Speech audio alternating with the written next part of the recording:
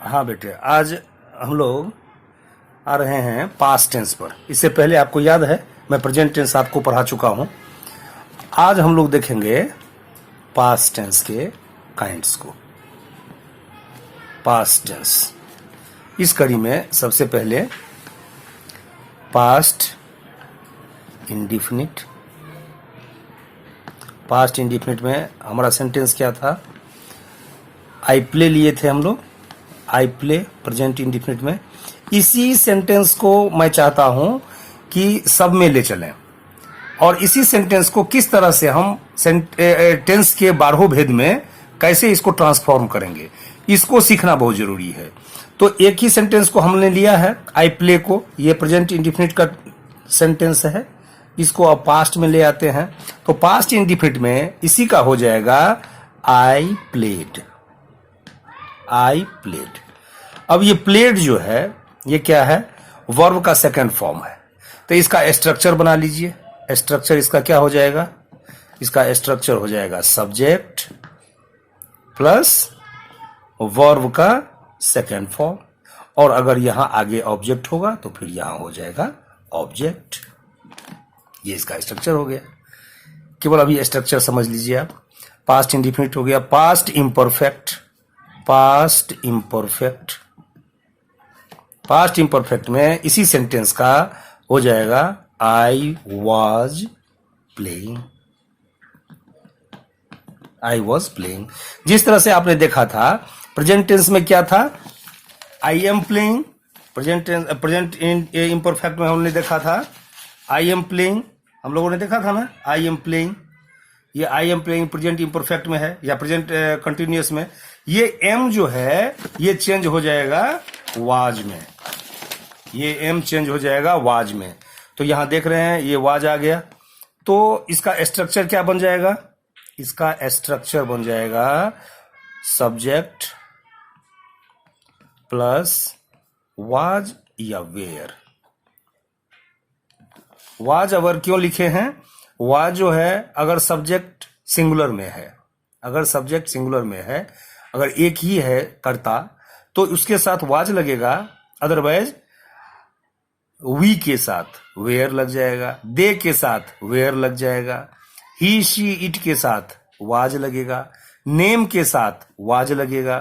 जैसे अगर राम रहता तो राम अगर सब्जेक्ट होता था राम वाज प्लेइंग, और अगर यहीं रहता राम और श्याम खेलते हैं, राम एंड श्याम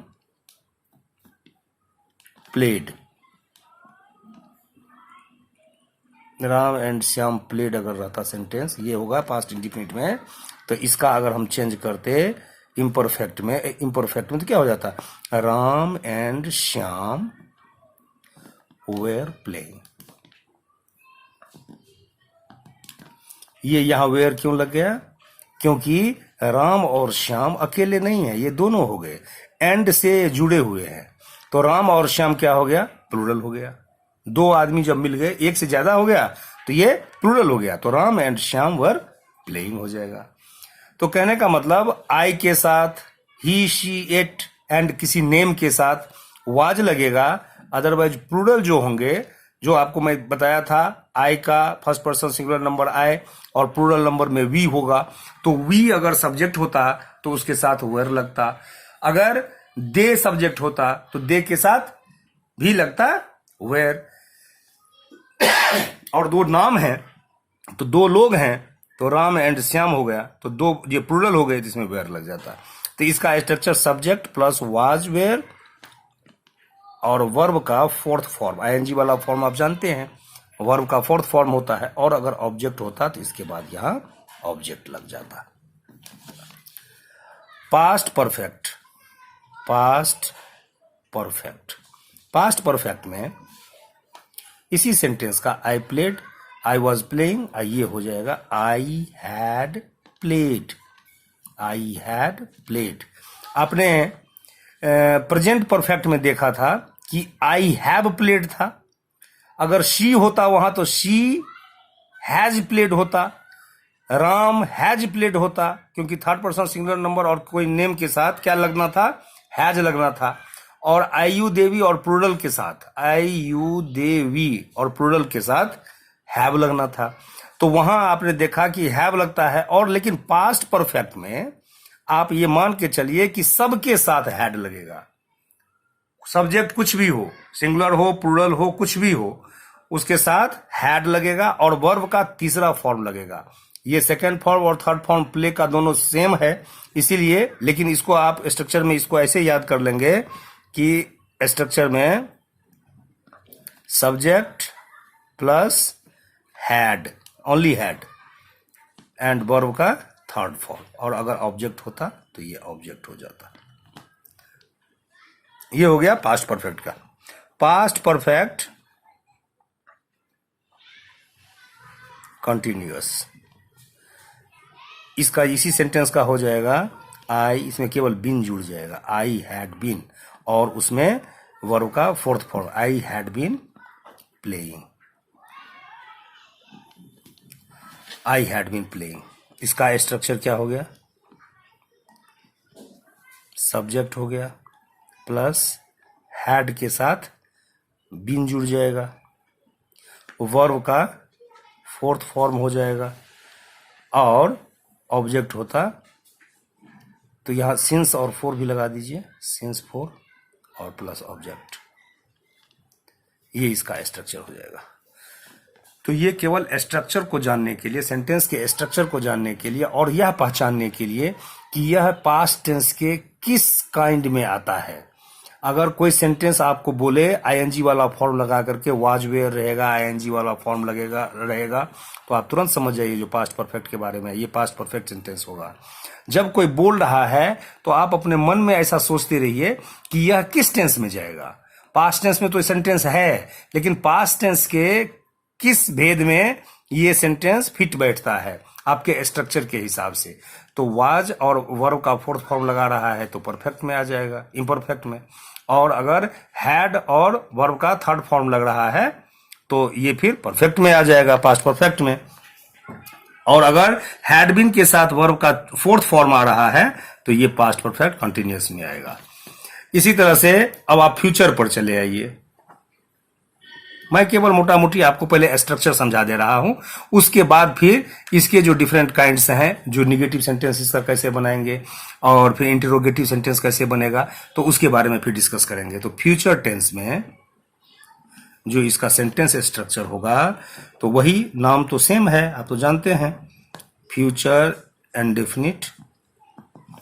इसके साथ हो जाएगा I will play, I will play. यहां लोग शैल भी लगाते हैं, आई शैल प्ले, शैल या विल।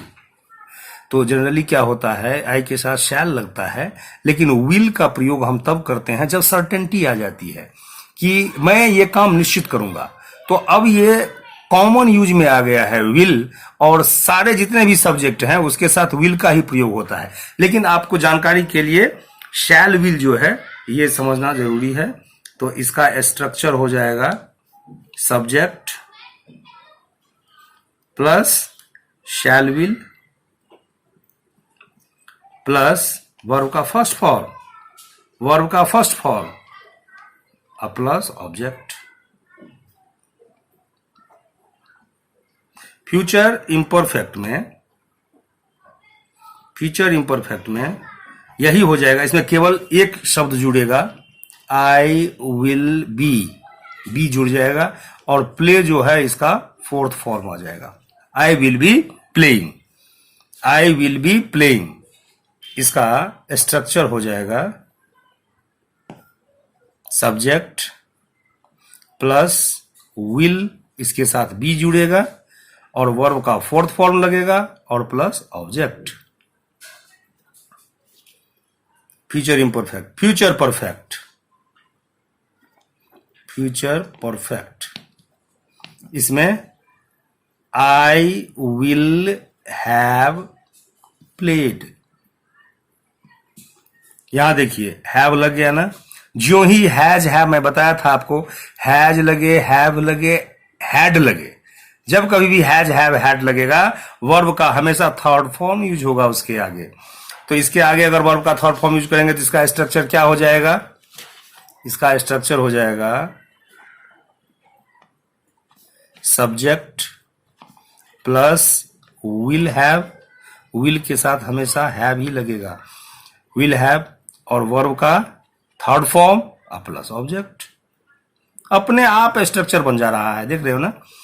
इसको देखिए आप सेंटेंस को, और उसका स्ट्रक्चर आप लिख दीजिए। स्ट्रक्चर को याद करके अगर सेंटेंस आप लिखेंगे तो आपकी गलती संभावित है, हो सकता है कि गलतियां हो जाएं, लेकिन अगर सेंटेंस आपको याद है उसके आधार पर अगर आप स्ट्रक्चर बोलते हैं।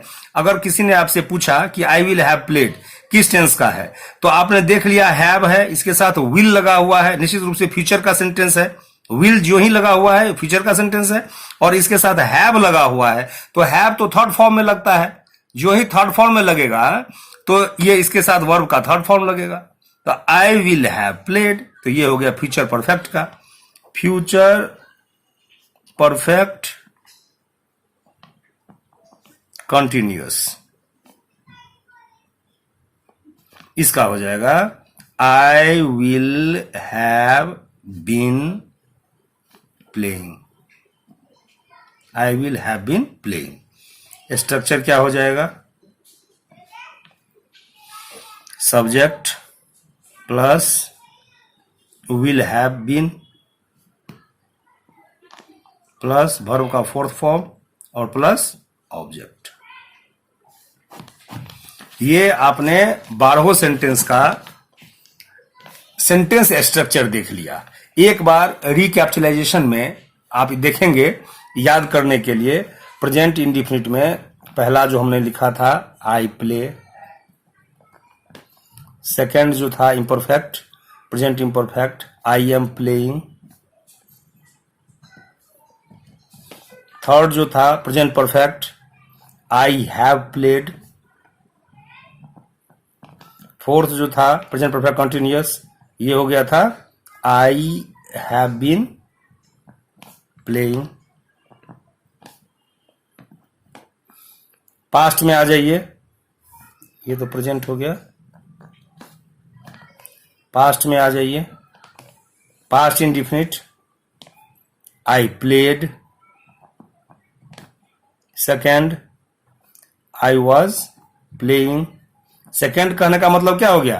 Past imperfect, I was playing. Third I had played, मतलब third means past perfect. Fourth, ये फुल स्टॉप देना मत भूलना, जब तक आप फुल स्टॉप नहीं दोगे सेंटेंस कंप्लीट नहीं होगा। सेंटेंस अगर कंप्लीट नहीं होगा तो ये सेंटेंस गलत हो गया। Fourth I had been playing. Future में आ जाइए,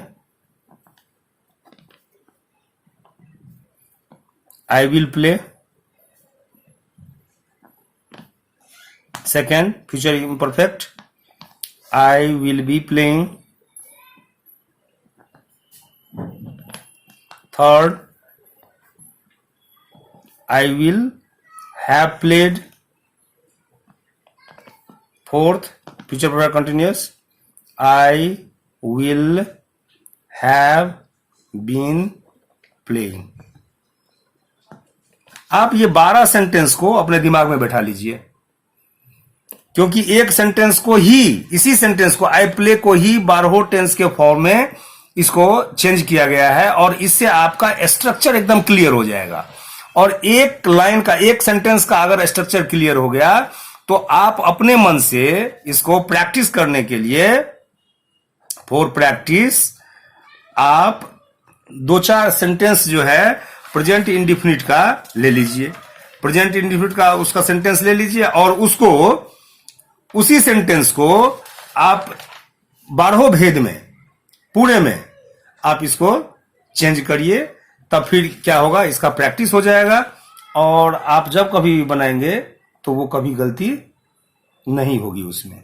तो ये आपने स्ट्रक्चर पढ़ लिया, और नेक्स्ट में जो वीडियो मैं लाऊंगा उसमें मैं इसके निगेटिव और इंटरोगेटिव सेंटेंस के बारे में आपको बताऊंगा, और छोटा छोटा वीडियो भी मैं प्रयास कर रहा हूं कि आपको बना करके दूं, और उससे क्या होगा, आपका और ये सब क्लियर हो जाएगा। ठीक है, तब तक इसको प्रैक्टिस करिए। Okay, bye.